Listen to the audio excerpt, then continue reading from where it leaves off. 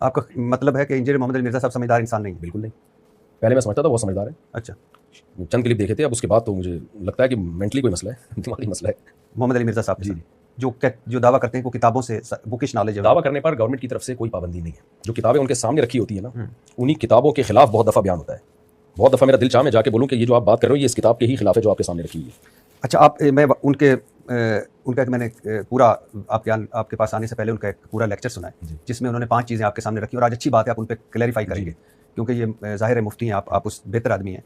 तो लेकिन उससे आने से पहले मैं एक ज़रूर कहना चाहूँगा कि जिस तरह आप झेलम गए, मिसाल के तौर पे आपने वीडियो बनाई, उसके बाद या उनको पता होता या आप पता चल जाता, तनाव होता, लोग निकल आते, कोई मजहबी आग लग जाती, पॉसिबल था ना? जी। तो आप भी मुफ्ती हैं माशाल्लाह, आपके भी फॉलोअर्स हैं, वो भी इंजीनियर मोहम्मद अली मिर्ज़ा साहब के भी फॉलोअर्स हैं, तो कितना नुकसान हो जाता। तो अब आप ऑनलाइन कर लेते सारा। बेहतरीन बात की आपने। इसके 2 जवाब हैं। पहला जवाब ये कि फिर उनको बुलाना ही नहीं चाहिए था। ये चीज़ पहले सोचनी चाहिए थी कि जब एक बंदा झेलम आएगा, और वो इसी वजह से मुझे बुला रहे थे इंजीनियर साहब, तो उनका ख्याल ये था ये नहीं आएगा। उनको पता होता ना आएगा तो कभी नहीं बुलाना था उन्होंने।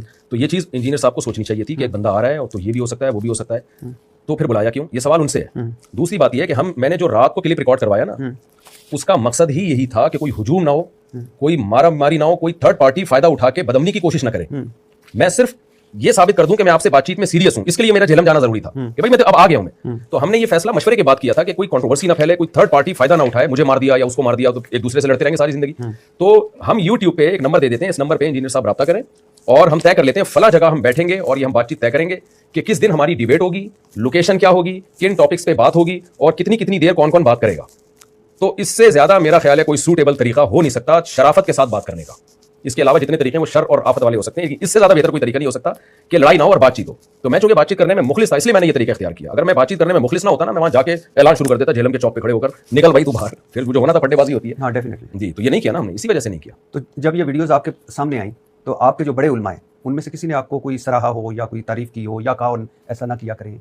नहीं, किसी ने नहीं कहा। कोई रद्द ऐसी दुआएं हुई हैं, तो हरम में लोगों के फोन आए कि हम हरम में दुआएं कर रहे हैं आपके लिए, आपने माशाल्लाह ऐसा काम किया, दिलों को जीत लिया हमारे।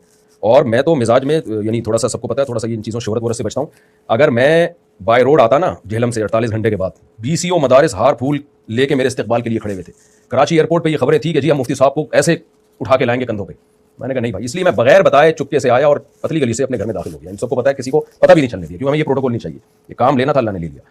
तो ये जो इल्जाम लगाया जाता है ना मुफ्ती साहब ने शोहरत के लिए किया और ये किया, तो भाई मेरे तो बहुत लोग थे। हाँ, सिर्फ एक बात हुई है कि वहाँ अहले हदीस हज़रात का मदरसा था करीब में, तो उन्होंने मुझे बहुत इसरार किया कि आप आएँ एक दफ़ा बयान करें हमारे यहाँ। किसी बड़े ने रब्ता किया तो वो मजबूरन में चला गया, तो वो हार फूल लेके खड़े हुए थे, उन्होंने डाल दिया, वो भी मेरी परमिशन के बगैर।